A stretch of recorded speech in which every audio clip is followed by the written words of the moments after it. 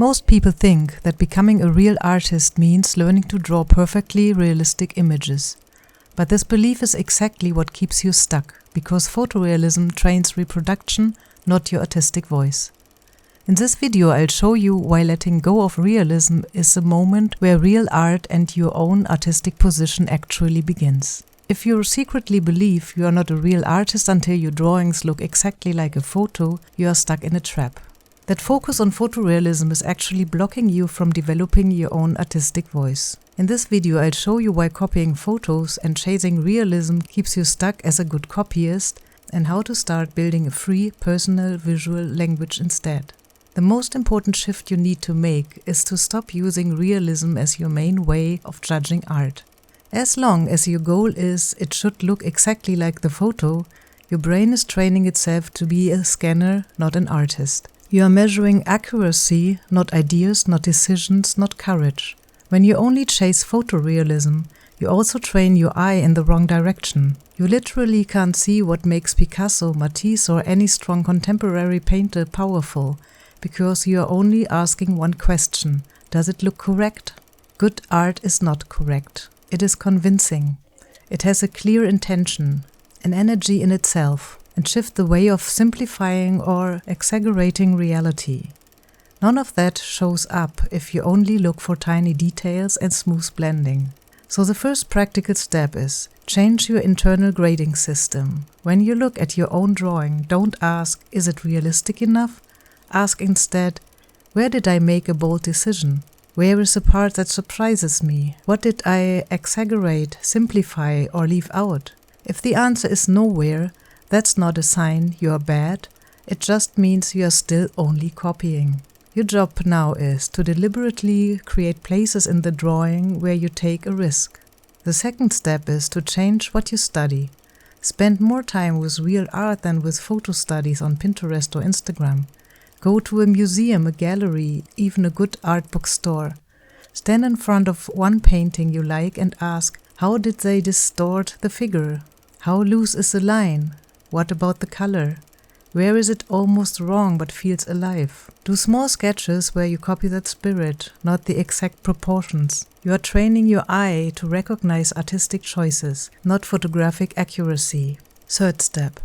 Build practice sessions that allow mistakes. Set a timer for 5 minutes and draw a subject 3 times. One very controlled, one with a loose, fast line, and one where you deliberately break realism. Bigger eyes, tilted perspective, strange colors.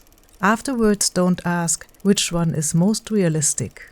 Ask which one has the strongest sense of its own life. That question is a door to your artistic voice. Here's a deeper shift most people miss. Art is not just a skill, it has its own energy. Good art has a kind of independence.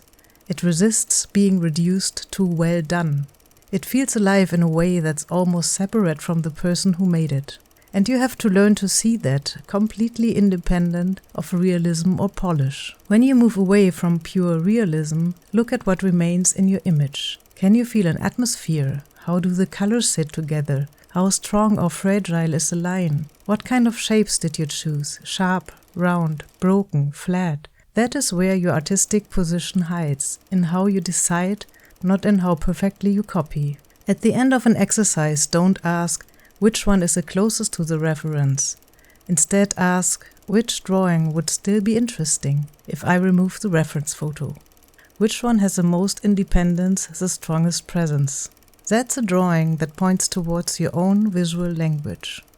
If you feel that pull to stop being just a copy machine and actually create from yourself, I've put something together to help you make that shift. I create a free list you can use as a reminder that photorealism is just one technique among many, and that your real artistic voice comes from somewhere completely different. It's a simple set of small exercises and prompts you can go through so you don't fall back into perfect copying mode, but slowly train your own way of seeing and creating. If you want to move from a good copyist to someone who builds a personal visual language, download that list, keep it next to your sketchbook, and go through one of the tiny exercises every time you draw. Over time, it will gently push you away from pure replication into your own decisions, your own taste, your own images. You'll find the link in the description. Here's a part almost nobody tells you when you're stuck chasing realism. Your artistic voice is not something you unlock once you are good enough. It's already there. You've just trained yourself to ignore it. Think about the drawings you did as a kid. They were wild, weird, totally wrong and completely yours. Over the years, you learned to hide that part under correctness. Photorealism became a shield. As long as it looks accurate, no one can say it's bad. But that shield also blocks the exact risk that would make your work unforgettable.